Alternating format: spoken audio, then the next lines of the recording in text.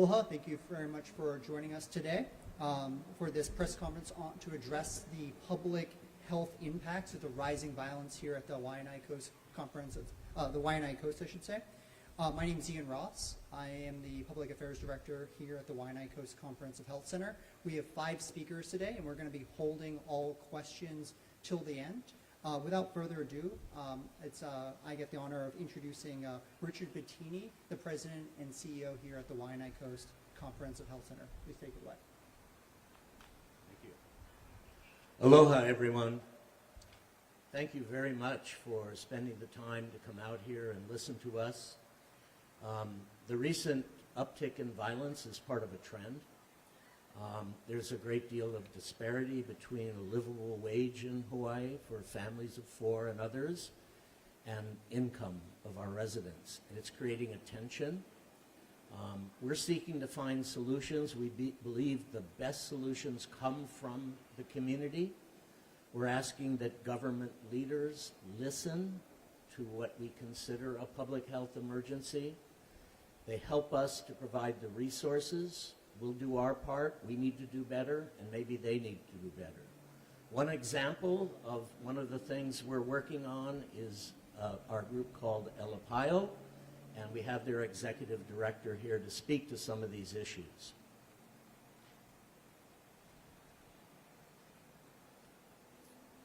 Aloha, everyone, and mahalo for taking the time to be with us out here today. You know, it was once written that the most prized warriors of Oahu normally came from the Waianae and Ewa regions. And it was said that because of our arid, rugged terrain, it produced people who knew how to handle hardship. Historically, our people and this ahupua'a were known for its strength and resilience. But when our community is repeatedly expected to be resilient without sufficient resources to recover, it takes a significant toll. Our community is experiencing an emotional, mental, and physical exhaustion that for some has led to a sense of hopelessness. Without adequate support, trust in the institutions and systems designed to help begins to erode. And this results in frustration and a breakdown of community. Long-term exposure to adversity without recovery can lead to intergenerational trauma, where stress, instability, and hardship are passed down, making it harder for our future generations to thrive. Resilience without proper support eventually becomes unsustainable, and communities reach a point where recovery is extremely difficult. And without substantial intervention and support, may be impossible. This is very personal for me. I was born and raised on this coast. And what has unfolded in our community has broken my heart. I have dedicated my adult life to trying to make this community a better place. For me, for my family, for my neighbors, for my friends, and future generations to come. And I have to admit, I am at a loss at making sense of all of this. I am tired of being resilient, but I know that we must. So please help support our coast and the resources that we need in place to be able to care for our community. Thank you for your words, Alicia. Next up, we're going to hear from Dr. Stephen Bradley, our Chief Medical Officer. Aloha, everyone, and mahalo for coming out here and hearing us and visiting our wonderful community. I am not Waianae, but I have been here at the Waianae Coast Comprehensive Health Center for 30 years, both as a primary care physician and as the Chief Medical Officer. I've lived in the neighborhood, and I've been the doc for the football team for 28 years now, so I've really gotten to know what Waianae is about and who what the Waianae community is. We are a community health center that provides many, many services. We, besides clinical visits, we also have a very strong school-based presence. We have a behavioral health service that's integrated with our primary care services. We also provide substance abuse services and integrated pain management. So we try to be all-inclusive to patients' needs. But besides that, we also try to give the community what it needs in other sectors. We distribute food, as we've done through the pandemic, and we run farmers markets with EBT, giving special discounts on produce and fruits and vegetables, and also in that way stimulating all the resources in this community of farmers that are producing, so they have a place that they can sell easily for the benefit of community members. Another thing that we try to do is educate our youth, our keiki for the future. So we have many, many programs for healthcare, future career development that goes all the way from medical assistants and receptionists to MDs and soon to be medical specialists in family medicine. In this moment of this public health emergency, it's important to realize the roots of the discord, why this is happening. And much of it really points to a chronic lack of public health infrastructure, and that in turn promotes a lack of hope for a better future and a lack of trust that the status quo can make things better. We've tried to fill the gap as a community health center, but we need more concerted and collaborative effort from city and state entities to be able to do that. We are born of the community. We are controlled. Our board of directors are community members. So we are integrated 100%. We have a 24/7, 365-day emergency room, for example, that really tries to be there for all those incredibly difficult moments, such as we've passed right now. Right now, our emergency room is grossly underfunded and has been for years. We're running at a deficit. This has to be taken into account. Our emergency services are vital in this area, and we intend to maintain these services and to be there for all the community, all the folks here in this community that we really love.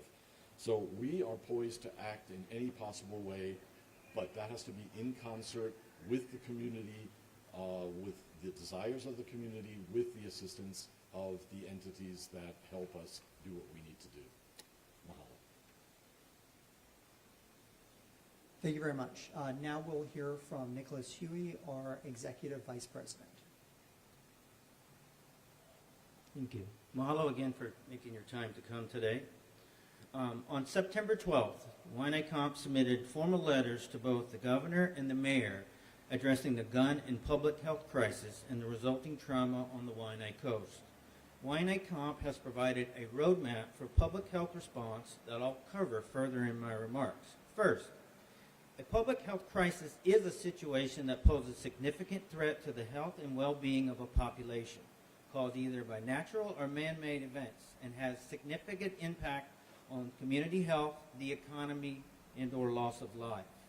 The sustained increase in violence, including a devastating increase in gun violence, including a mass casualty and mass fatality event, is a public health crisis here on the Waianae coast. Given that it's an immediate crisis-level solutions are needed to address the overall community health concerns, including potential trauma related to increased anxiety, a sense of feeling less safe, and the stress of increased negative stereotypes being perpetuated through media and social platforms, also including community, youth, and athletic events being canceled, further exacerbating the trauma. Waianae Comp strongly believes, given the public health crisis is immediate, coordinated government action and support is necessary to address the full scope of the crisis, including healthcare, community, and public safety impacts. As it relates to healthcare, including public health response, Waianae Comp has created a roadmap, a proposed public health response for the community. These points were included in the letters to the mayor and the governor, and I'll cover a few of those points, or the points. One, very important, trauma resilience counseling training. Waianae Comp, through the leadership of our board of directors and our leadership team, has launched an immediate community-wide trauma and resilience program aimed at helping individuals cope with deep emotional and mental tolls caused by the escalating violence. This includes workshops designated to educate and equip participants with tools for resilience, one-on-one counseling sessions, and group support sessions that allow individuals to share and heal in a supportive community setting. We have requested formally $500,000 from the city and state collectively to launch this initiative and ensure ongoing counseling and mental health services. Irrespective if we get the funding, we will find the operational dollars within our budget to launch this service, but we do think that it's important that city and state, given this a crisis, work with us for that immediate potential trauma and help us build resilience. Secondly, we will continue to work to ask the state to help us expand mental health services to focus on trauma recovery programs. It's important that we have services, but we need to further expand them, especially since we know there's a crisis and a trend that's disturbing. So we need to increase access to trauma-informed care, provide culturally sensitive treatment, and focus on destigmatizing mental health care. Those are all initiatives that we do now, but we think, again, given the crisis, the state and city should help us expand those services. And also a very near-term ask that we've asked is the state of Hawaii's MedQuest division has allowed an exception for federally qualified health center behavioral health providers to provide care remotely and to not have to exclusively be on site to provide telehealth services to patients. This exemption is due to expire on December 31st of this year. In light of the current crisis, Waianae Comp is formally requesting that the state issue another extension to this exemption. This will allow providers to deliver care through telehealth and remote service options, ensuring that there's no gaps. The fact that the potential to reduce services in the midst of this crisis, in a way, is really incomprehensible. And it also speaks to the sort of systematic inequities that are built into the system that at a time of crisis there may be further reducing the ability to provide services. So again, we ask the state to immediately, extend that exemption. Fourth, safety and security enhancements for the Waianae Coast Comprehensive Campus. We've increased our security personnel, infrastructure improvements, and we're really working to strengthen our relationship with the Honolulu Police Department to improve coordination during time of crisis. We must ensure that our facilities remain safe for all who seek care. So we will absolutely be entering into a grant in aid to the state to help us fund additional security initiatives. And we also will be reaching out to the city. Support for our emergency department. As a part of the city and state's emergency management systems, especially if you see the geographic isolation, one road in, one road out, also how far it is to another health facility, we are a vital part to the city and to the state's emergency management system. And we are seeking state and city support to maintain our vital services. Since 2008, Waianae Comp has received a state subsidy of $1.4 million annually to help our operating hours between midnight and 8 a.m. We have not received an increase in that subsidy in 15 years. 15 years. While at the same time we've seen increases to support other critical access hospitals throughout the state.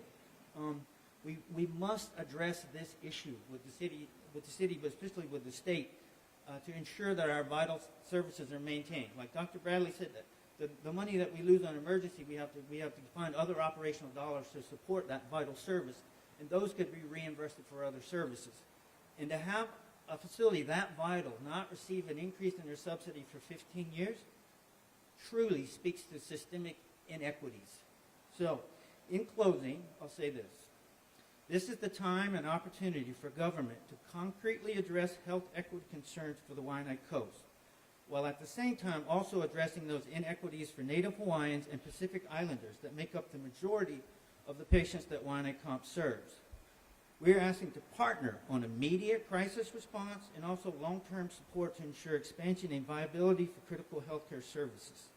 60% of the patients that we serve, Waianae Comp serves, identify as Native Hawaiian and or Pacific Islanders, with 71% of our patients with an income of 100% below the poverty level. This is the time for government, city and state, to continue to deliver on the promises of addressing health equity. Now is the time to show the true aloha spirit in action. Thank you. Thank you very much, Nick. So to helping us close out the final speaker before we open up questions, we have Anita DeCambra. She works here as a clinic operations manager.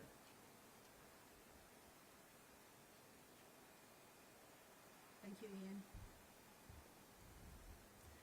Aloha, everyone. We understand that the increase in violence in our community has affected everyone, one way or another. We want to reiterate our expansive services here at Waianae Coast Comprehensive.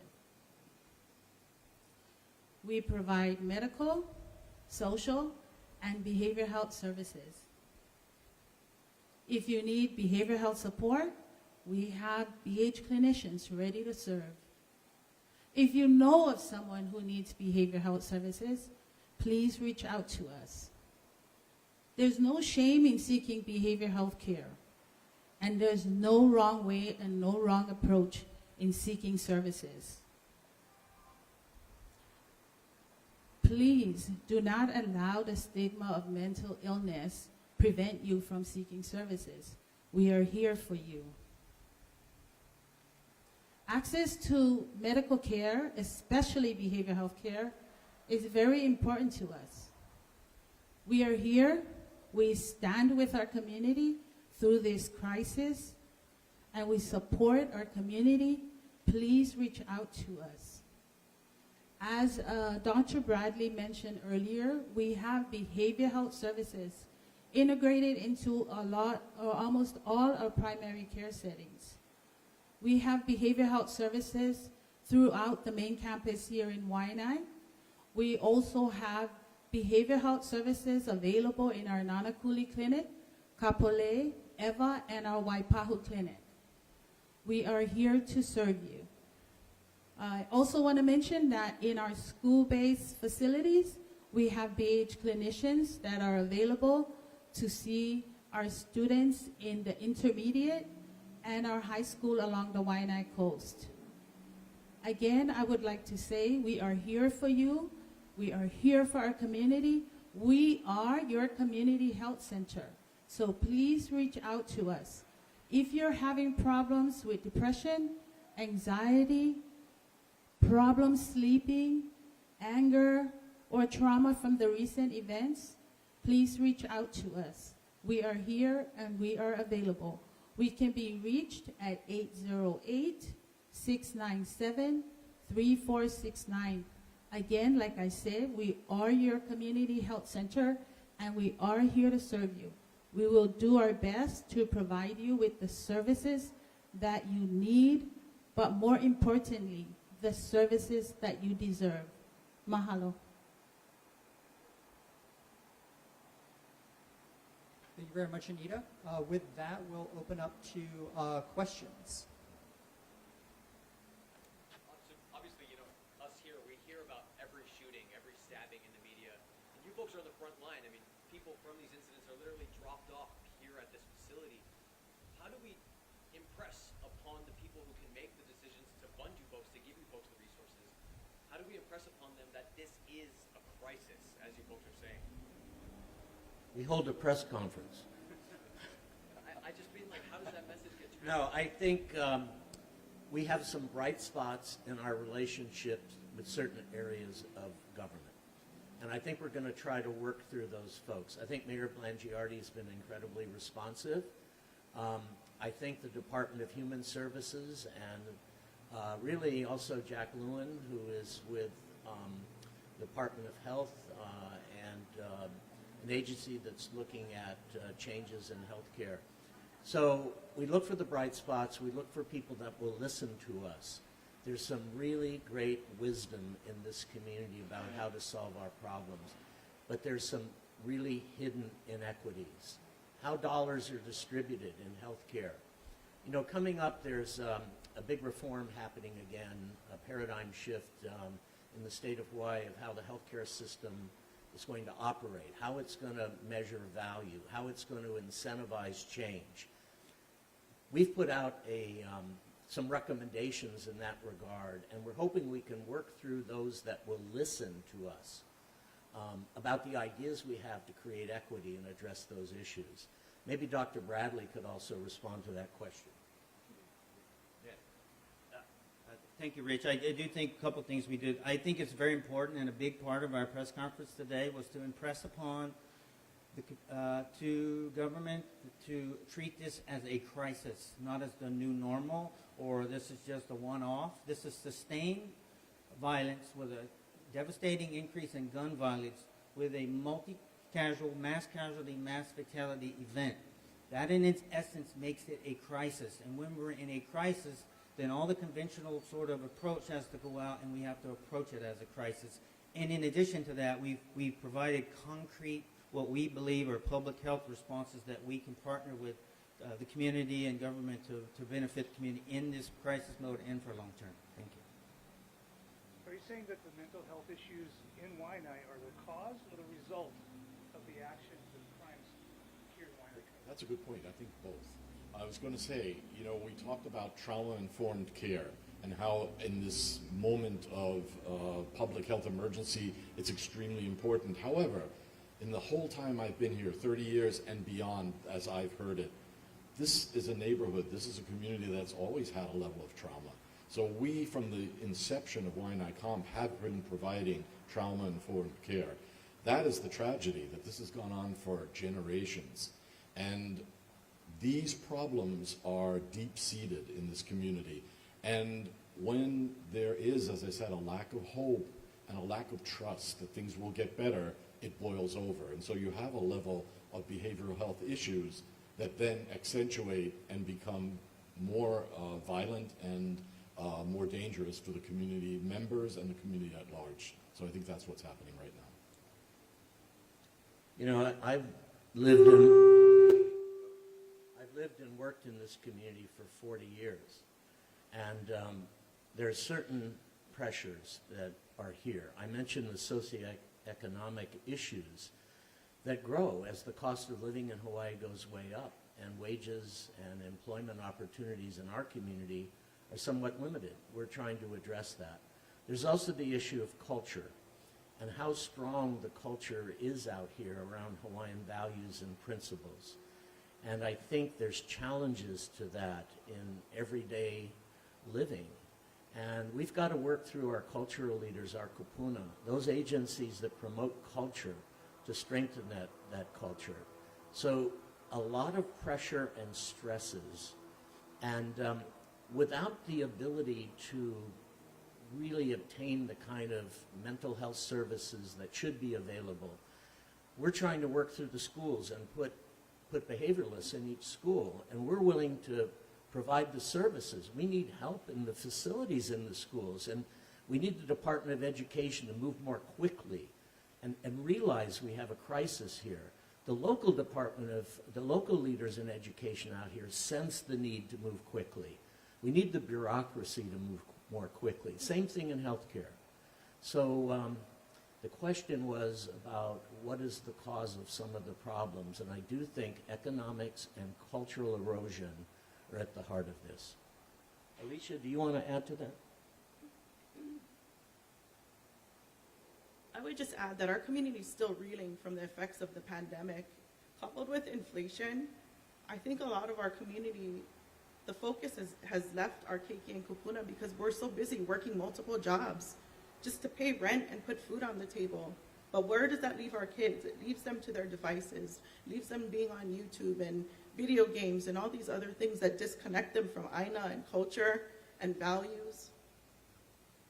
And that's heartbreaking to me. And one of the things that Alapaio Social Services is working on is a community campaign to rebrand our community around pa'apono, or to stand in righteousness and to unite around righteousness and core values and culture and connect back to aina.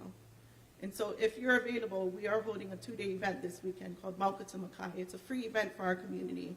And its purpose is to connect us back to our land, back to our people, back to the amazing people who came from this community and the beauty of this space, because they're right. A lot of our community members have lost hope. We thought there was a silver lining coming out of the pandemic, but things have gotten worse. So there are examples of things that work. And Alicia gave you an example of a cultural event that we embrace. You know, out here you've seen our parking lot torn up. Is it next week? We also have Hawaiian Dredging volunteering their staff and materials to put in a parking lot. There are there are corporations that have supported us through the years and helped. And a shout out to, Hawaiian Dredging for what they're doing. Got the Weinberg Foundation that's helped us build these beautiful buildings. So it's going to, First Hawaiian Bank has been with us since the beginning. So I think it's going to take a multi-effort based in community and led by community, but with the help of government being a little more responsive, listening a little bit more, innovating, being more modern in its evaluation of the dollars it gives out, that it's hitting home, and also the corporate world and nonprofits all coming together here. It's not going to take one organization. It's not going to take just the Waianae Health Center. This is part of our plea that let's form an ohana to solve these problems and work together and listen to the wisdom that's inherent in this community. Mahalo. Kind of here to connect the dots. I mean, we're talking about crime and mental health. Can you give us an example, or can you maybe describe what's happening in your ERs that are somehow injuries related to crime? Seen a spike in that? What are you seeing?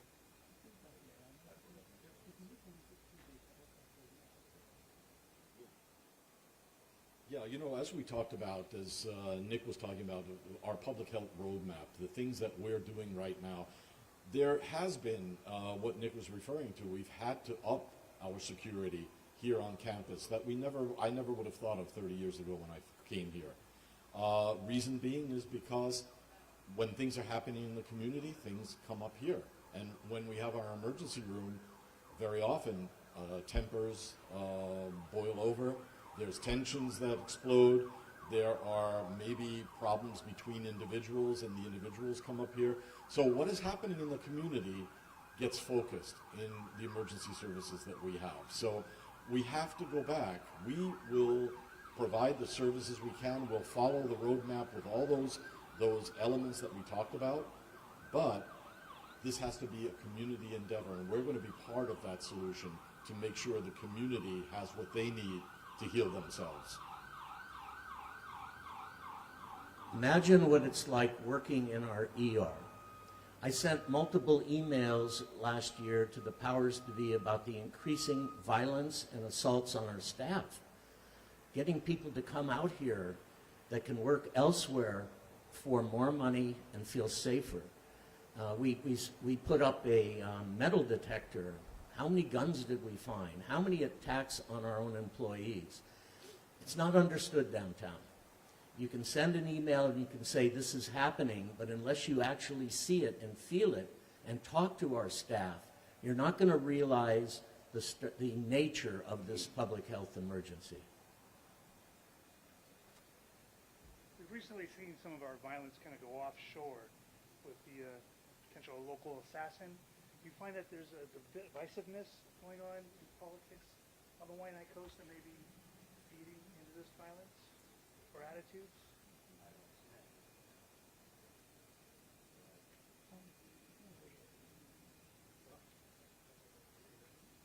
No, I don't think it's something that we've particularly noted in the uptick. So no, I don't see that connection. Thank you. The Emergency Services Department, that 12 a.m. to 8 a.m., could you talk about the need for that funding there? Because that seems like a critical time. Right. So basically, the way we're usually paid in our emergency room is fee for service. It's not considered any different payment than it would be to visit a primary care doctor. We used to have a standby or facility fee, and most ERs have that. So if you're affiliated with a hospital and you go into an ER, there's something called the facility fee, which is substantial. Just to walk into Queens, walk into a state hospital, which may have much less capability than what we have in our ER. They get a facility fee, and then they get whatever service rate they get. We simply get an outpatient fee. Now, a lot of that can be blended into our overall rate, and we have sufficient volume that during the day we can cover our costs. The problem is, what do you do at night between midnight and 8, and maybe you have 5 to 7 visits a night, but you have it staffed 24 hours with board-certified ER docs, PAs, nurses, radiology, laboratory, and security. And we can't basically break even. So money is taken from the special fund that the state has for primary care, and it's provided to us in a flat rate that's not changed in 15 years. We need to move that program into an EMS department within the State Department of Health and scale what we're reimbursed for providing after-hours on-site care in a community that's often isolated, and we need a fair rate for delivering that service. We're happy to have that valued and compared to other rural emergency departments. So I hope that kind of explains how we're paid and how we're underpaid.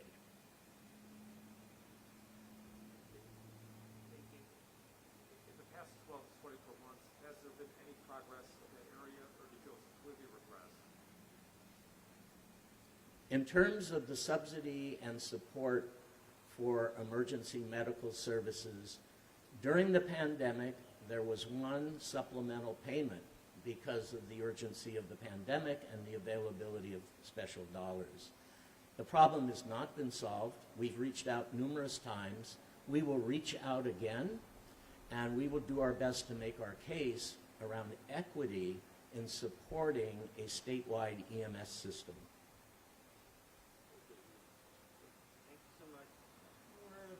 We're at about 11:30 now, so I just want to thank all of you for being here, to listening to us, and helping share the message that this is a public health crisis here on the Waianae Coast. So we're closing up on that. Thank you very much for being here. Thank you.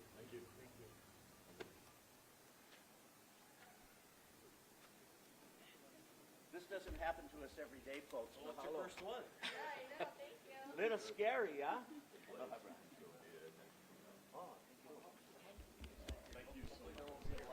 No, exactly. We're doing our best. So this is a good question. Maybe rather than Other stuff, yeah. So one of the things we do is we have a postdoc. You guys were coming out. You guys want water? Yeah, trying to make it easy for you. The drive isn't wonderful. I live in town. No, psychology is available in every one. Oh, okay, great. You're like right to the point. You're perfect. Okay. I'm happy to be over. Not the elementary, in the intermediate. I grew up on the corner where 20-minute drive was But you know, they're We're looking to expand. That's all we can do.